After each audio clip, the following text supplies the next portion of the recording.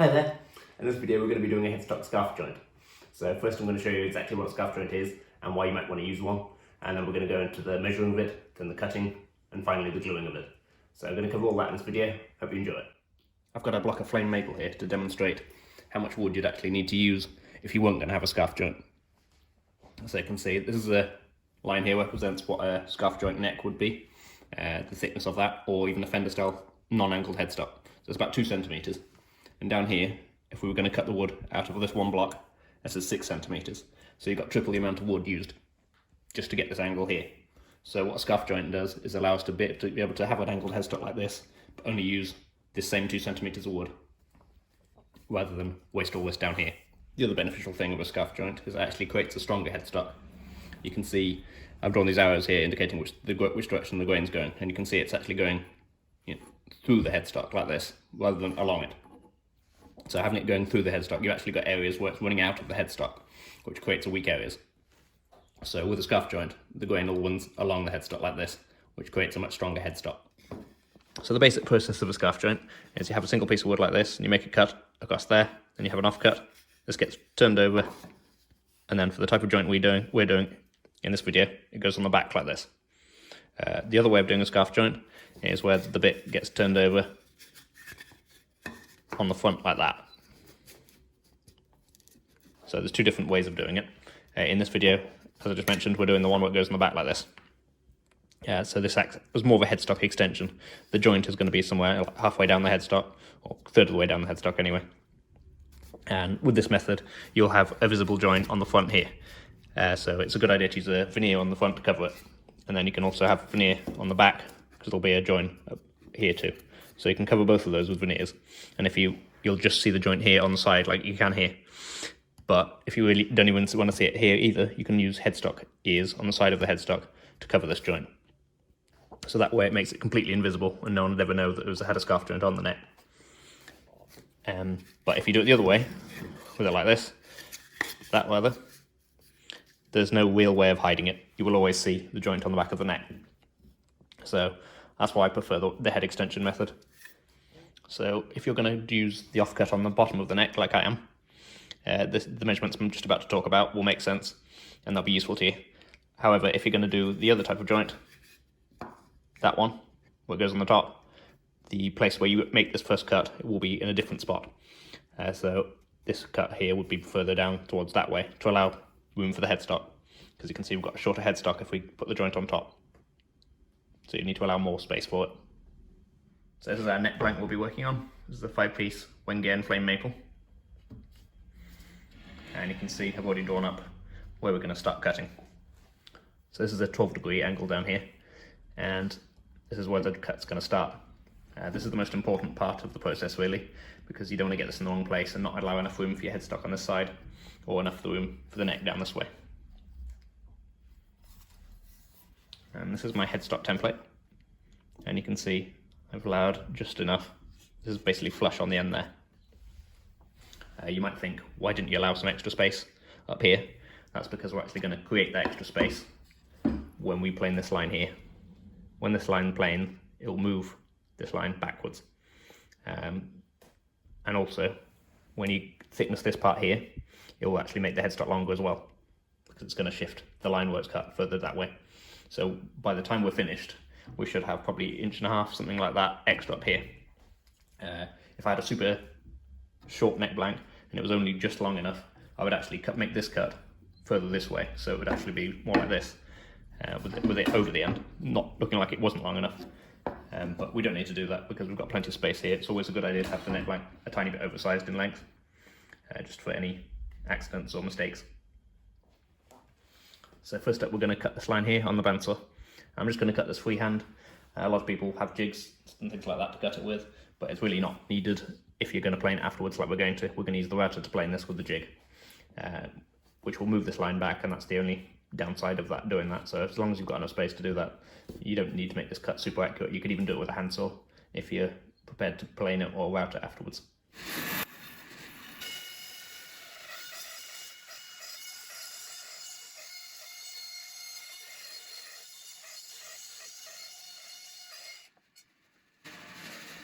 So this is the router jig. You can see these are the the angle which I'm going to be using. This is 12-degree angle, and this is just 3 pieces of MDF. Got one on either side, and then these are all square with each other, so make sure there's nothing what's going to send the angle off. And it's important the neck is also square in the jig, so it's not pointed off an angle, so you'll end up, if you did, you'd end up with this going off at an angle. So hopefully we should get a nice square result.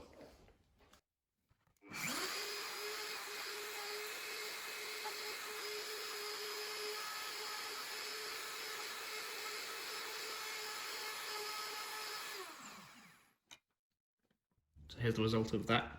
I've got a nice square line across here, and this is almost ready to be glued. It's really nice and smooth. I'll just need some minor sanding just to get out any lumps, and maybe to make it 110% square across here, but it shouldn't be much at all. So next up, we're going to do the exact same what we just did to that one, except with the offcut. So the only difference this time, I'm not using a clamp to hold it in place. I've just stuck this with double-sided tape because the clamp was going to get in the way. So it's going to be the same process again, using the router along here to cut this surface here.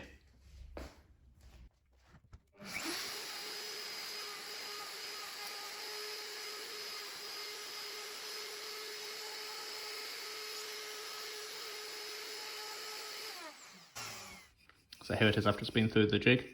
Got a nice surface there. And so the next step is going to be to reduce the thickness. And we're going to take the thickness off this edge here, the top edge. So first to do that, we're going to cut it on the bandsaw close to the line. Then we're going to cut to the line with the router using the jig we just used, except on the flat section of it, not the angled section. And the thickness you want to end up with is down to you. I'm going to be using some headstock veneers. So I'm going to go down to 12mm for this bit, and then we're going to build up that thickness probably to about 16 with veneers, because there'll be one on the front, probably an accent one under that, and then the same on the back. So that's what we're going to do next. I've sliced off a section on the bandsaw, and now I'm going to use this bit of the jig, so these flat surfaces here, to reduce the thickness. You can see this underneath is just an offcut of another neck rank. That's just to raise it up to make sure the router can reach it.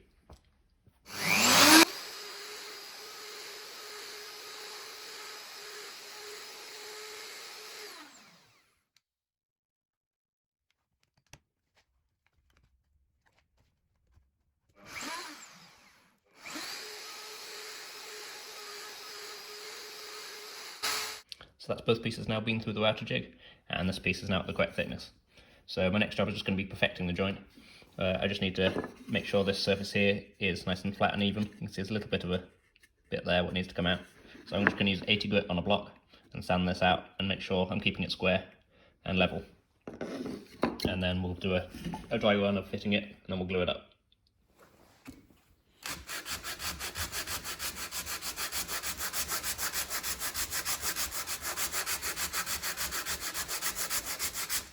So the more I sand this surface, the more it'll move this line back here.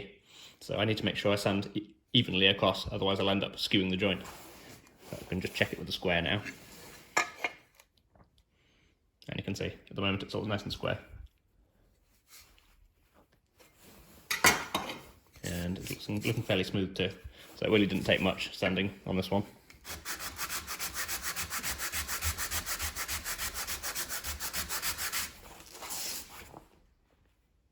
So now I've just decided to do a dry clamp. There's no glue in this. I just want to make sure that everything lines up as it should and everything's nice and tight and there's no gaps. The joint just runs down here, so you can hardly see it at all. That's a good sign. And then on the front you can see the elements are nicely aligned as well. It's going to be covered front and back in veneer, so you won't actually see any alignment issues on the headstock, but obviously you want it to be perfect and you don't want it going off at some angle either. You want everything to be squared and not cause any issues later on. So what I'm going to do now is I'm actually going to drill a couple of holes through the headstock in the waist areas, where just put some pins through or screws through, and that will keep everything aligned as I glue it. So I've got these 2 screws in it now, and these will actually act as extra clamps as well, so they keep everything aligned and they get some pulling force in this bit here. The location of these is both inside tuner holes, or the approximate location of, so there's going to be no extra holes in the headstock, so they're well worth doing. The other way you can do it is have them towards the edge, which might be cut away, but I've chosen to do it on the tuner holes because it's quite wide headstock at this point. So that's a good way of doing it without creating any extra holes. Even though they're going to be covered, it's not nice to have extra holes if you don't need them. And so I've also checked it's level across here with a straight edge. That's sitting all nicely. So there should be very minimal extra work after this is done. We'll just need a quick sanding and that'll be it. So now we're going to put the glue on and get it clamped up.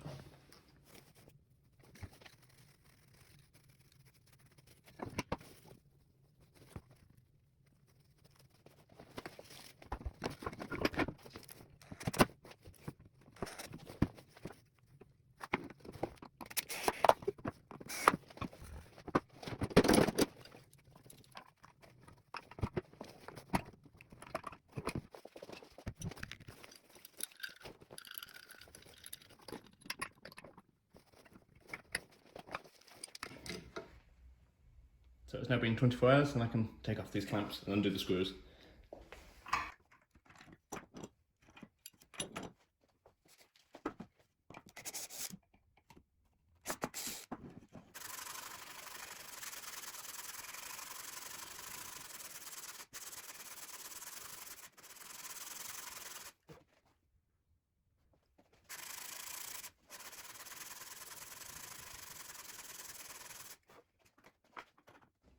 So I've got this all sanded smooth now and it's got a gluable surface for when I come to put the veneer on.